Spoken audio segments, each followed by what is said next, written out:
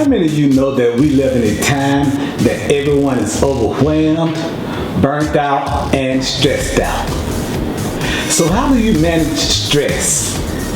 That's our topic today on Be Better on Purpose with Dr. Darryl L. Jones.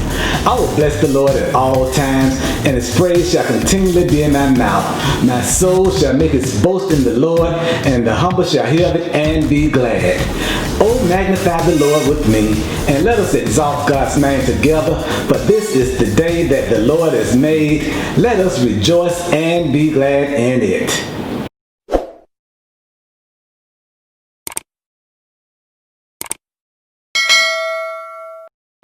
Today on Be Better on Purpose with Dr. Darryl L. Jones, I will share 4 practical tips on how to successfully manage stress. And the first tip is the power of no. We must master the power of no, or not now. And do you know it's not a sin to say no? Some of us need to get that revelation very quickly. Just say no. A major reason why we often feel overwhelmed and stressed is because we struggle saying no. We have a problem saying no to people. In the Gospel of John in the 11th chapter, a woman named Mary comes to Jesus and say, "Jesus, my brother and your friend Lazarus is about to die. We need you right now."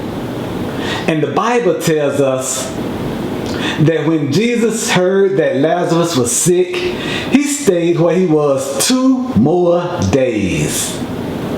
Notice, that was an emergency for Mary, and it did not have to become an emergency for Jesus. And today we say stuff like, that's a them problem and a not my problem. Do you know that everybody's emergencies don't need to be your emergency?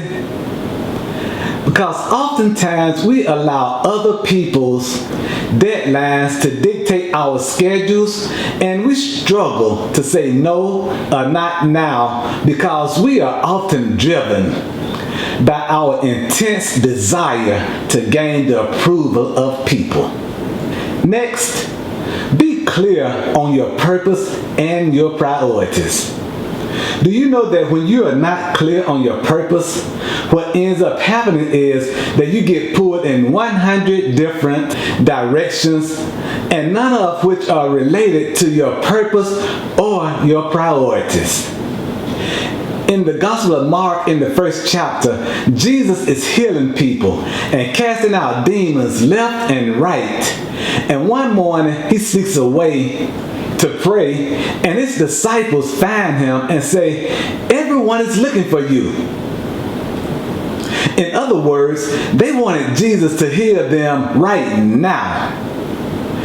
And Jesus essentially said, "I'm not here just to heal people. I'm here to preach the word of God." And they went to another town. And yes, Jesus performed miracles oftentimes to get people to pay attention to his message. And I agree with Jesus, because Jesus was clear that his primary purpose was to preach.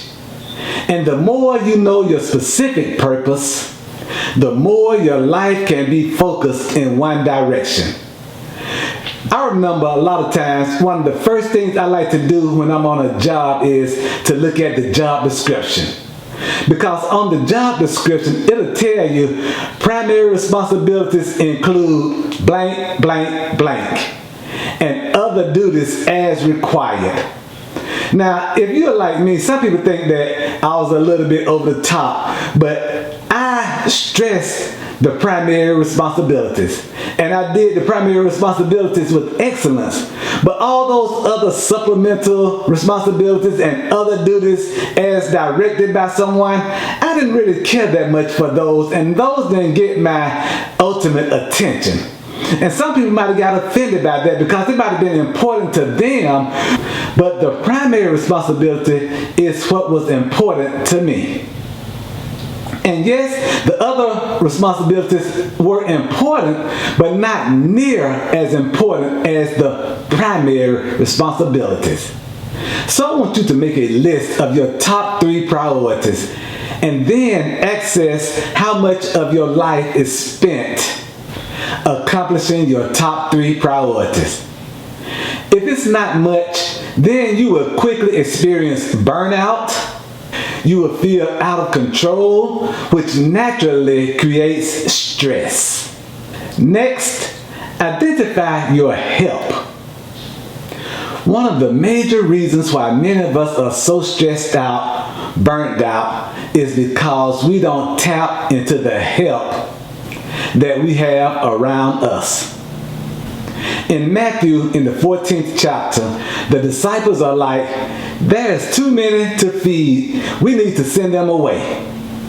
But look at what Jesus did.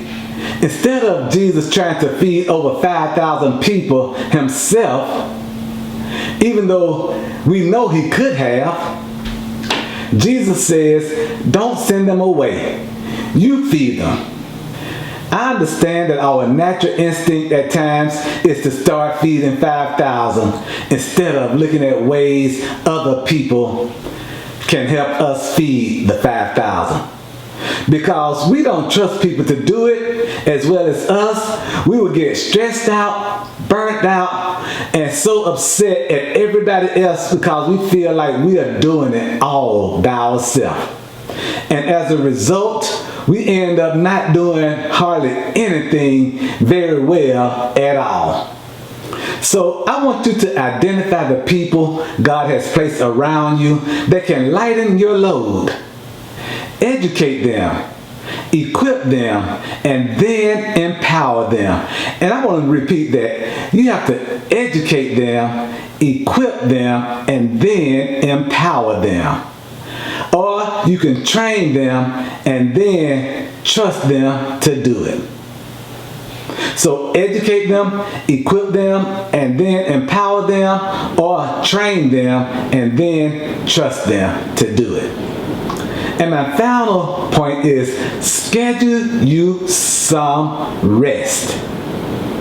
Have you ever been so busy that you didn't even have enough time to eat? Jesus and his disciples were so busy that at times they didn't even have time to eat. So Jesus' solution for this is not to grab a Red Bull, man up, and keep it moving. Instead, Jesus says to come away with me and rest. Because we need to be intentional about setting aside specific times each week designed for you to rest, relax, and recharge. Repeat that with me. Rest, relax, and recharge. Because when we consistently fail to have these times of rest, we will feel depleted, overwhelmed, and burnt out. I want to encourage you to apply this principle, and if it's not going to matter 30 days from now, then it's not worth stressing out today. So let me encourage, inspire, and motivate you to trust God. Also, let me encourage you to forgive yourself, but forgive those who may have hurt you in your past, your present, and possibly your future. And then find a church, if you haven't already, that is committed to teaching the Word of God and one that you can experience the blessing of true, genuine, authentic community. And yes, weapons may form against you, but they shall not, they cannot, and they will not prosper, because you can do all things through Christ who gives you strength. If this video has helped you in any way, please feel free to share it with a friend. Also, if you are watching this video on YouTube and you haven't already done so, please hit that subscribe button.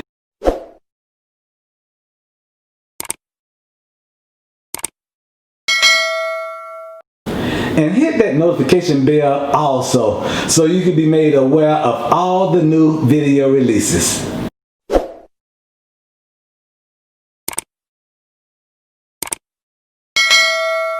And to book me to speak at your next event is simple. Just send me an email to bebetteronpurpose@gmail.com. And let me invite you to visit my website at www.bebetteronpurpose.com. You can connect with me on Facebook, Twitter, Instagram, just by typing in my name, Dr. Darryl L. Jones, or type in Be Better on Purpose. Well, until we're together again, thank you so much for watching, and I'll see you the next time on Be Better on Purpose with Dr. Darryl L. Jones.